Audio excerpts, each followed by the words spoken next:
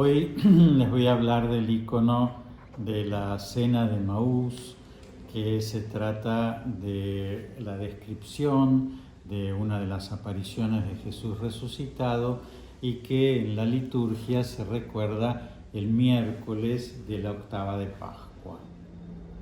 Recuerdan ustedes que esto se da en la misma tarde del domingo de la resurrección. Hay dos discípulos que no sabemos exactamente quiénes son. Creemos que uno de ellos puede ser Cleofás, y que están yéndose de Jerusalén en el camino que da, perdón, en el camino que da hacia el mar. Y entonces se van decepcionados porque Jesús ha muerto.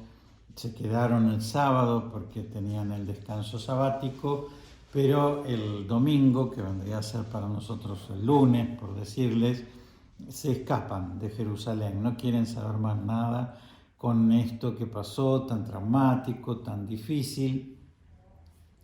Nos dice el Evangelio que Jesús les salió al encuentro y entonces ellos lo confunden, no lo reconocen, piensan que se trata de un peregrino porque ese sábado había sido la Pascua y muchos judíos habían ido a la ciudad de Jerusalén. Entonces Jesús les pregunta de qué hablaban en el camino y ellos les cuentan de Jesús de Nazaret, que fue un gran profeta, muy reconocido por sus obras, por su virtud, por sus milagros, pero lo mataron. El viernes lo mataron. Es verdad que unas mujeres dicen que fueron al sepulcro y encontraron el sepulcro vacío y que después fueron Pedro y Juan y encontraron las cosas como habían dicho las mujeres, pero ya han pasado 3 días y no hemos visto nada, dicen estos dos discípulos. Entonces Jesús les explica largamente las Escrituras, todas las profecías en donde decía que Jesús debía morir y resucitar de entre los muertos al tercer día. Bueno, dicen que llegan a una ciudad que se llama Maús, que hay ahí un cobertizo, y entonces le dicen a Jesús: quédate con nosotros, porque ya se hace tarde. Y entonces Jesús toma pan y dice la acción de gracias, y cuando parte el pan, que evidentemente está celebrando la misa, es decir, nosotros creemos que es la primera misa después de la última cena, ¿no? Y que es la primera misa dominical. Cuando parten el pan, Jesús desaparece porque su presencia va a estar en ese pan. Y cuando ellos reciben ese pan, se les cae las vendas que tenían en los ojos y se dan cuenta que ese que les había hablado y que les había dado de comer, la Eucaristía, ese era Jesús.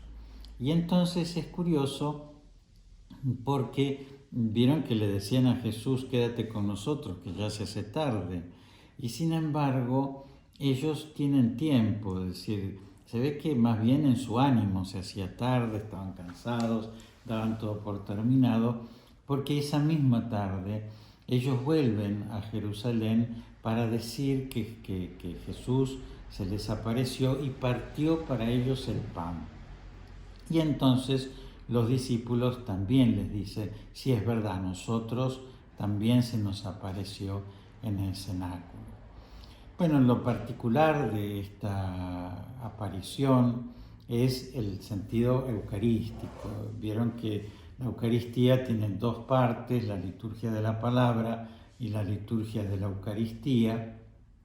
Y Jesús, ya el mismo día de la resurrección, cumple con esas 2 partes, es decir, que no es un invento posterior, ¿no?, como de la liturgia o una elaboración de la primitiva comunidad pascual, sino que es algo que hizo Jesús el primer domingo, el mismo día de la resurrección, ya explicó las Escrituras y ya alimentó a sus discípulos desalentados con la presencia suya en la Eucaristía. Así que para nosotros tiene un profundo significado eucarístico.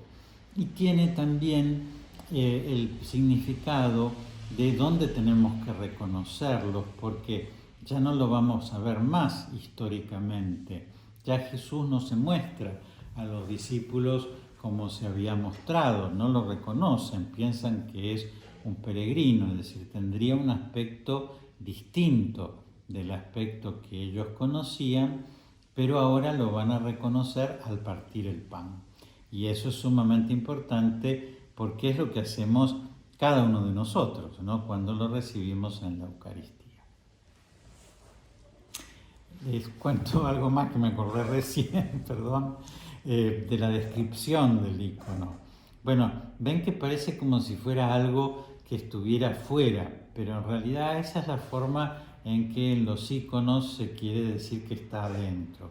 Esas arquitecturas que hay, que son como frentes de edificios, pero muy posiblemente porque quisieran representar el lugar del encuentro, que en general sería en patios, en lugares semicubiertos.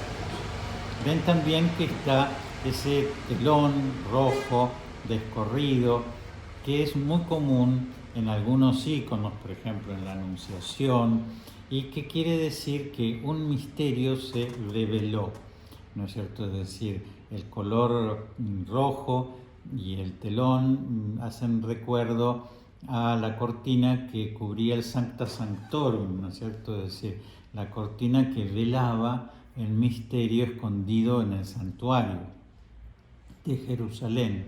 Y por eso siempre que aparece ese telón descorrido, significa algo se nos está revelando, estamos viendo algo que no conocíamos. Vemos esa mesa en donde Jesús está sentado en el medio, los dos discípulos a los costados, vemos los panes, ¿no es cierto?, que van a significar los panes eucarísticos.